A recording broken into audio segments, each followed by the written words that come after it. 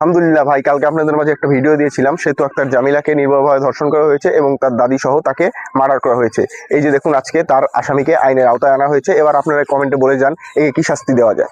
মণিপুরের যে দাদি এবং নাতি সংক্রান্তে একটা জঘন্য অপরাধ সংঘটিত হয়েছে এবং উভয়ে দুইজন ভিকটিম মারা গিয়েছে। সে সংক্রান্তে আমরা গতকাল আপনাদেরকে বলেছিলাম যে আমরা পরবর্তীতে আপনাদেরকে আবার আপডেট দেবো আর কি।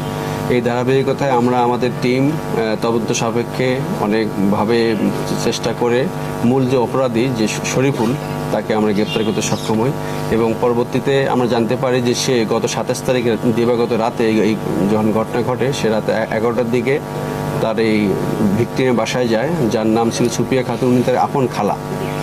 সেখানে গিয়ে তার সঙ্গে কথা বলে এক পর্যায়ে যখন সে নাতনির সঙ্গে দেখা করতে যাবে, এরকম সময় তার খালা বাধা দিলে পরবর্তীতে সে তার সঙ্গে একটা কঞ্চি ছিল, হাতুড়ি বাটাম যেটা বলে, ওটা দিয়ে সে তাকে মারে এবং সে তৎক্ষণাৎ সে ওখানে মারা যায় বা অজ্ঞান হয়ে যায়। এই পার্শ্ববর্তী সে যখন ভিকটিমকে সেতু যে জামিলা আক্তার সেতু রুমে যায়, রুমে গিয়ে তাকে দেখে যখন চিনতে পারে তখন তাকে সে আবার ওই হাতুড়ি দিয়ে পিটায়, মাথায় আঘাত করার সঙ্গে সে সেন্সলেস হয়ে যায়।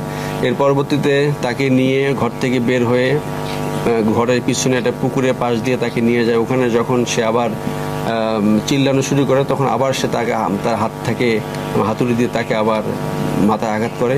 এরকম করে পুকুরের কর্নারে চলে যায়, পুকুরের নিচে চলে যায় এবং এই সমস্ত কিছু যা আমাদের একুইস্ট শরীফুল তার বক্তব্য অনুসারে তার দেখানো মতে আজকে ঘটনাস্থলে গিয়ে আমাদের টিম এডিশনাল এসপি অপরাধ, পাশাপাশি এই মামলা তদন্তকারী কর্মকর্তা সাব ইন্সপেক্টর বেনু ডিবির টিম সহ সকালে গিয়ে আসামিদের স্বীকারোক্তি অনুসারে ওখানে যে ঘটনাস্থল যেখানে পুকুর ছিল সেই পুকুর থেকে আপনারা দেখছেন যে এই দুইটা জিনিস উদ্ধার করে।